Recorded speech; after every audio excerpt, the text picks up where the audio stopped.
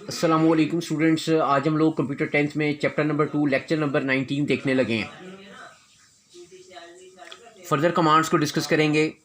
Edit command, नाम से पता चल रहा है एडिट करने के काम आती है लाइंस को, स्टेटमेंट्स को। Edit command is use to change the line in a program. An error in a line can also be corrected by using this edit command. कोई गलती हो जाए वो भी हम इससे करेक्ट करते हैं। सेंटेक्स क्या है? Edit and then line number. Example देता हूँ इस सेंटेक्स की।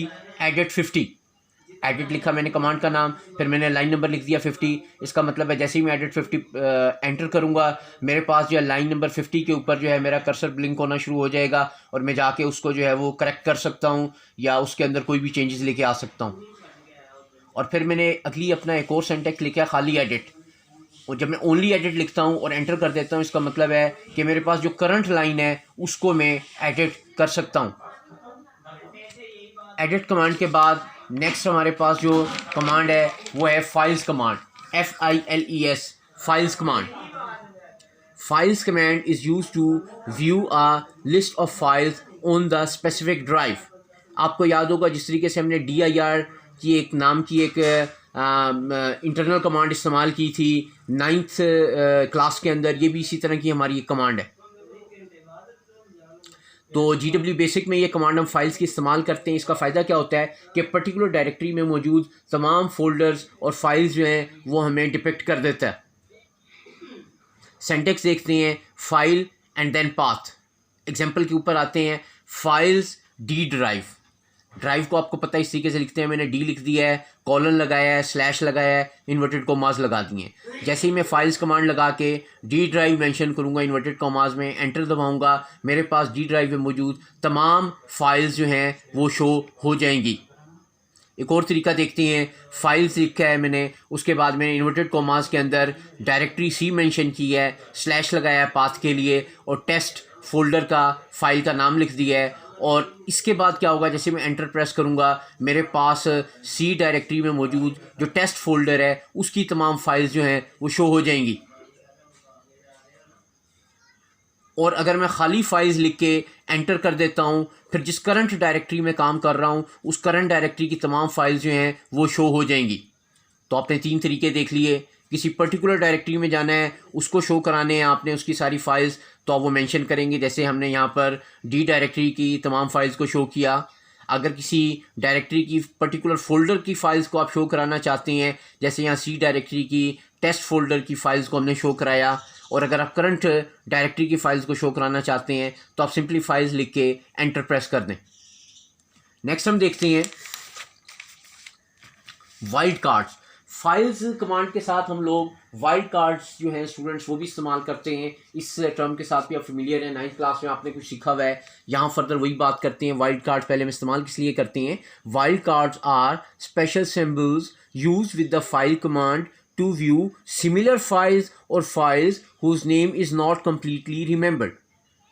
कोई ऐसी फाइल्स हैं एक जैसी जो हम देखना चाहते हैं, for example .bas base program files हम सारी की सारी एक साथ देखना चाहते हैं जो हमने स्टोर की हुई हैं, तो वो हम .bas एक्सटेंशन के साथ में देख सकते हैं।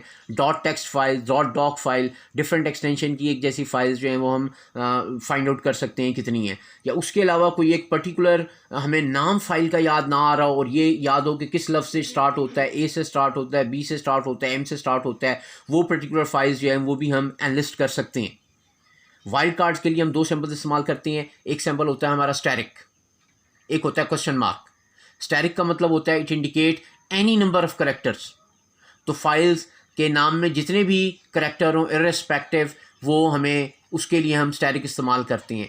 और ये जो हमारे पास क्वेश्चन मार्क है, it indicate single unknown character. ये एक अननोन करेक्टर के लिए इस्तेमाल किया जाता है। ए एक करेक्टर है, बी एक करेक्टर है। सिंगल अननोन करेक्टर के लिए क्वेश्चन मार्क इस्तेमाल करते हैं। कुछ एग्जांपल्स की तरफ आते हैं। For example files, C directory, text, asterisk dot text.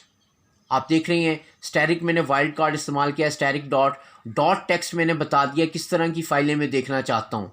होगा क्या, इन्वर्टेड कॉमास में जब मैंने लिखा तो सी डायरेक्टरी में मौजूद जितनी भी टेक्स्ट एक्सटेंशन की .text एक्सटेंशन की फाइल्स हैं वो सारी की सारी हमें शो कर देगा। इसी तरीके से हम देखते हैं एक और अपनी एग्जांपल फाइल्स सी ड्राइव हमने मेंशन की कॉलन के साथ और स्लैश लगाया M asterisk dot asterisk M जब हमने यहाँ लगाया और इन्वर्टेड कोमास में से प्लेस कर दिया इस सिंटेक्स के साथ क्या होगा जितनी फाइल्स हैं हमारी स्टोर हुई जो एम से स्टार्ट होती हैं वो शो हो जाएंगी। अगर आप बी से शुरू होने वाली फाइल्स को देखना चाहते हैं तो यहाँ B asterisk dot asterisk place कर दें लाइकवाइज।